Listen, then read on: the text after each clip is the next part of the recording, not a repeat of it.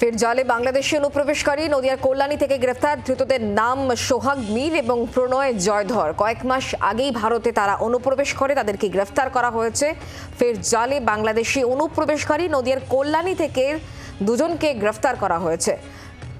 বিশ্বজিৎ মিত্র এই মুহূর্তে আমাদের সঙ্গে রয়েছেন প্রতিনিধি টেলিফোন লাইনে। বিশ্বজিৎ, কি খবর রয়েছে বিষয়ে? দেখো, ঘটনা হচ্ছে বাংলাদেশ অশান্ত এই কারণ সামনে রেখেই একের পর এক বাংলাদেশি অনুপ্রবেশ নদিয়া জেলাতে ক্রমশই ঘটে যাচ্ছে। বেশ কিছুদিন আগে নদিয়ার ধানতলা এবং হাঁসখালি থেকে প্রায় 100-র মতো বাংলাদেশি যারা অনুপ্রবেশ করেছিলেন এবার ধরা পড়লো কল্যাণী, একেবারে সদর কল্যাণীতে। এরা গত বেশ কয়েকদিন ধরে কল্যাণী শহরে গা ঢাকা দিয়েছিল।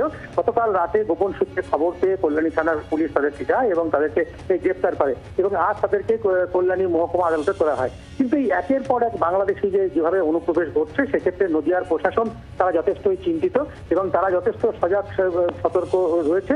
এবং বাংলাদেশের এই যেখানে তারা নেই, যেখানে রাতের অন্ধকারে এই সমস্ত দুষ্কৃতী বা যারা সাধারণ মানুষ ধর্মীয় কারণে তারা এদেশে চলে আসছে এবং সেই ঘটনার জন্য এখনো পর্যন্ত প্রশাসন খুব চিন্তিত এবং প্রশাসনের সতর্ক নজরদারি রয়েছে আগামী দিনে। বাংলার আওয়াজ, বাঙালির আবেগ, জি 24 ঘন্টা।